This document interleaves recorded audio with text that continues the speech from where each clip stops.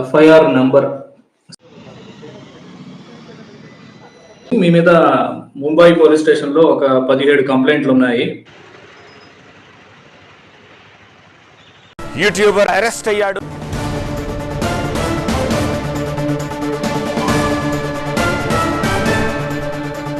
పైన +9500 అనే నంబర్ ఉంది చూసారా?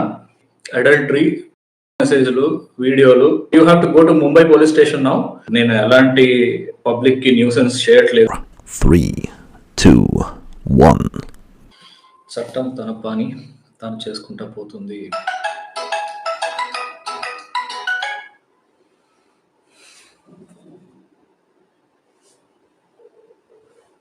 Hello,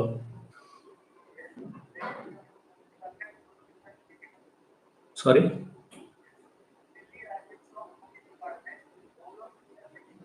okay. What is my name? What is my name? To whom you are speaking to? Can you tell me to whom you are speaking to? Whom did you call? Yeah. Please tell what is my name. You are a fraudster. I know you are a fraudster. Tell me what is my name. Okay. ఈ మధ్య ఇది చాలా అలవాటు అయిపోయిందండి.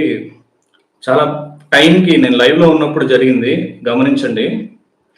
నేను చూపిస్తున్నా. పైన +9500 అనే నంబర్ ఉంది చూసారా? కాల్ చేసి డైరెక్ట్గా ఏంటి, ఢిల్లీ పోలీస్ అంట, ఆర్కేపురము అయితే అన్నాడు. పోలీసుని మాట్లాడుతున్నా, నీ నెంబర్తో చాలా ఫ్రాడ్స్ ఉన్నాయి, అది ఇది అని చెప్పి. ఇలాంటి కాలే నాకు లాస్ట్ వీక్ కూడా వచ్చింది. నేను ఇక్కడ ఉంటున్నటువంటి నియరెస్ట్ పోలీస్ స్టేషన్కి వెళ్ళి కంప్లైంట్ కూడా ఫైల్ చేసి వచ్చాను. నా నంబర్తో ఫ్రాడ్స్ జరుగుతున్నాయంట. ఇదేంటంటే they are trying to scare, జనాల్ని భయపెట్టి they take them into a panic situation అనమాట. ఓకే, ఫస్ట్ 2 మాటల్లోనే ఐ హ్యావ్ కట్ హిమ్. నువ్వు ఫ్రాడ్వి నాకు తెలుసు అని వెంటనే కట్ చేస్తాడు. హైకోర్టులో అంట కేసు పెట్టారంట నా మీద.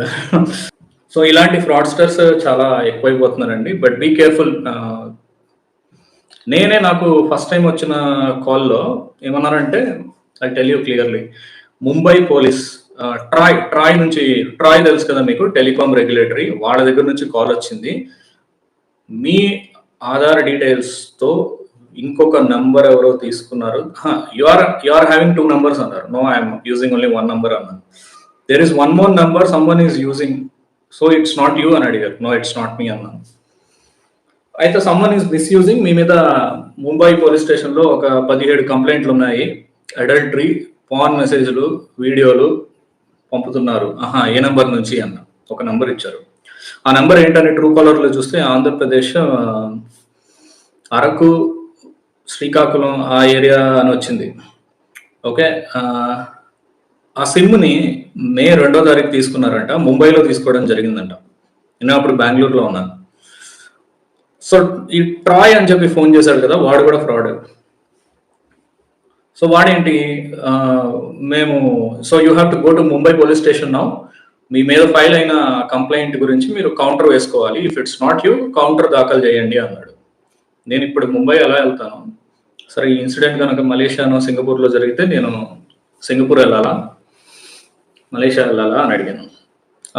మీరు వెళ్ళలేరు కదా, సో నా దగ్గర ఒక పరిష్కారం ఉంది. I will connect you to the Mumbai police hotspot. సరే, కనెక్ట్ చేయాలి. ఈలోగా మీకు ఇన్ఫర్మేషన్ ఎవరు ఇచ్చారు అని అడిగితే కనుక నోట్ డౌన్, నా ఎంప్లాయీ నంబర్, నా పేరు, మీ మీద ఫైల్ అయిన ఎఫ్ఐఆర్ నంబరు, ఇవన్నీ నోట్ చేసుకోమన్నాడు. నేను నోట్ చేసుకున్నా కూడా. ఓకే, నేను నోట్ చేసుకుని స్టే ఆన్ లైన్లో ఉండండి, ముంబై పోలీస్కి కనెక్ట్ చేస్తామన్నారు.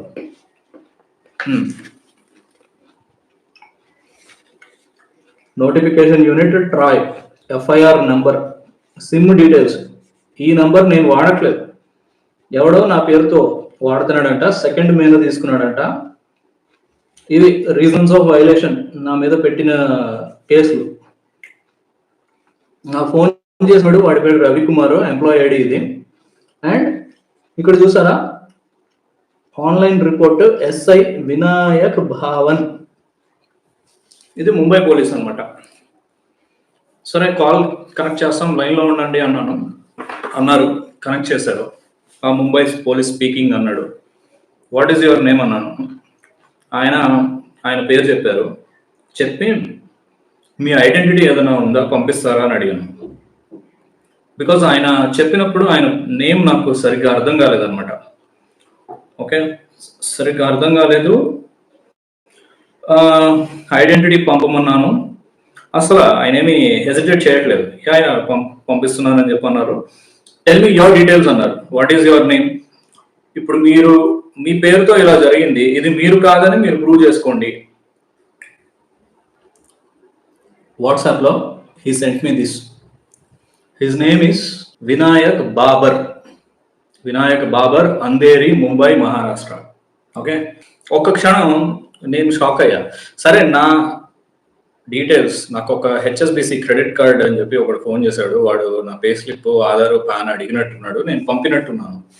సో అది మిస్యూజ్ చేసి ఎవడైనా నిజంగానే నా డీటెయిల్స్తో సిమ్ తీసుకున్నాడా అని డౌట్ వచ్చి ఇది నిజమేమో అనుకున్నాను. నేను చేసిన ఒక మంచి పని ఏంటంటే ఇతని పేరుని గూగుల్ చేశా. పాపం ఈయన కరోనాలో చనిపోయిన ఒక పోలీస్ ఆఫీసర్. ఆయన ఐడెంటిటీని వాడుకుని ఈ ఫ్రాడ్స్టర్స్ ఏం చేస్తున్నారంటే ఇలాంటి వేషాలు వేస్తున్నారు.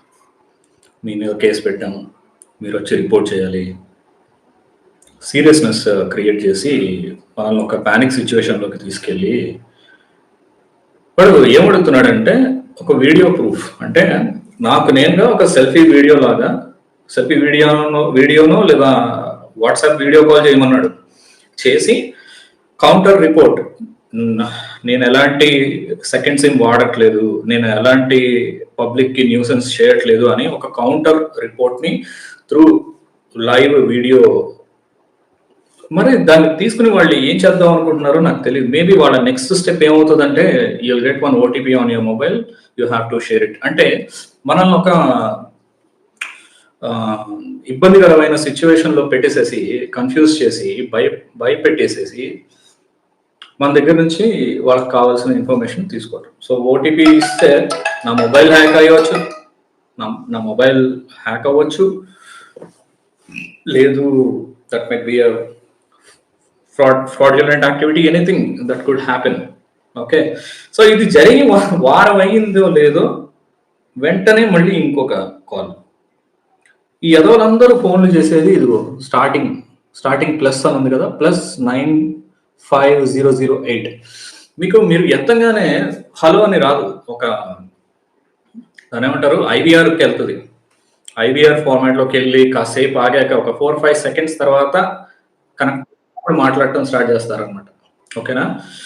సరే, ఓకే, లీవ్ ఇట్ అపార్ట్. ఇలాంటివి జరుగుతాయి, కేర్ఫుల్గా ఉండండి.